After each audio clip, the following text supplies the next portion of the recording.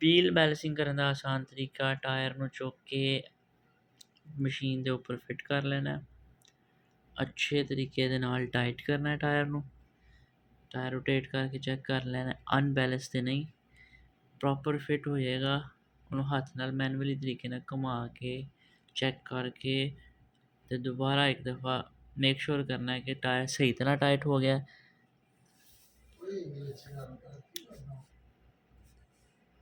ਉਸ ਤੋਂ ਬਾਅਦ ਸੈਂਸਰ ਨਾਲ ਟਾਇਰ ਦੀ ਮੇਜਰਮੈਂਟ ਚੈੱਕ ਕਰ ਲੈਣੀ ਹੈ। ਉਹਦੇ ਵਿੱਚ ਲਿਖਿਆ ਦਾ ਮੇਜਰਮੈਂਟ ਆ ਜਾਏਗੀ। ਰਿਮ ਦੀ ਮੇਜਰਮੈਂਟ ਹੁੰਦੀ ਹੈ। ਉਸ ਤੋਂ ਬਾਅਦ ਉਹਦੀ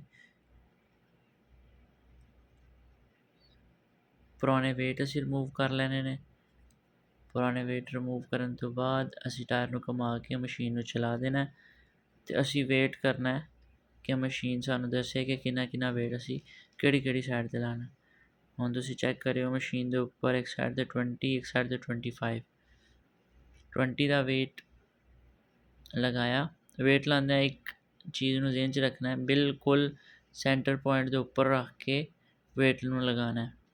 ਮੈਂ ਥੋੜ੍ਹਾ ਜਿਹਾ ਟਿਲਟ ਕਰਕੇ ਨੀਚੇ ਆ ਕੇ ਵੇਟ ਲਗਾਇਆ ਕਿਉਂਕਿ ਮੈਂ ਐਕਸਪੀਰੀਅੰਸ ਪਤਾ ਹੈ ਕਿ ਵੇਟ ਬਿਲਕੁਲ ਬਰਾਬਰ ਹੈ।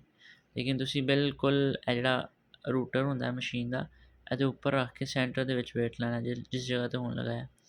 ਫਿਰ ਦੁਬਾਰਾ ਵੇਟ ਲਗਾ ਕੇ ਮਸ਼ੀਨ ਨੂੰ ਚਲਾ ਦੇਣਾ ਔਰ ਦੁਬਾਰਾ ਚੈੱਕ ਕਰਨਾ। ਅਗਰ ਕੋਈ ਕਮੀ ਪੇਸ਼ੀ ਹੋਏਗੀ ਤਾਂ ਮਸ਼ੀਨ ਦੁਬਾਰਾ ਦੱਸੇਗੀ 10। ਹੁਣ ਅਸੀਂ 10 ਦਾ ਵੇਟ ਦੁਬਾਰਾ ਲਗਾਉਣਾ। 10 ਦਾ ਵੇਟ ਅਵੇਲੇਬਲ ਨਹੀਂ ਸੀ, ਅਸੀਂ 5 ਤੇ 2 ਲਗਾਏ। ਇਹ ਇੱਕ ਵੇਟ ਠੀਕ ਨਹੀਂ, ਲੂਜ਼ ਹੈ, ਗੱਡੀ ਚਲੇਗੀ ਤੇ ਨਿਕਲ ਜਾਏਗਾ। ਇਸ ਲਈ ਅਸੀਂ ਪ੍ਰੋਪਰ ਫਿਟ ਕਰਨਾ ਵੇਟ ਨੂੰ ਔਰ ਵੇਟ ਲਗਾਉਂਦੇ ਆਪਣੇ ਹੱਥਾਂ ਦਾ ਖਾਸ ਖਿਆਲ ਰੱਖਣਾ। ਦੁਬਾਰਾ ਮਸ਼ੀਨ ਚਲਾਣੀ ਹੈ, ਮਸ਼ੀਨ ਚਲਾ ਕੇ ਵੇਟ ਕਰਨਾ ਹੈ ਕਿ ਟਾਇਰ ਪ੍ਰੋਪਰ ਬੈਲੈਂਸ ਹੋ ਗਿਆ। In that case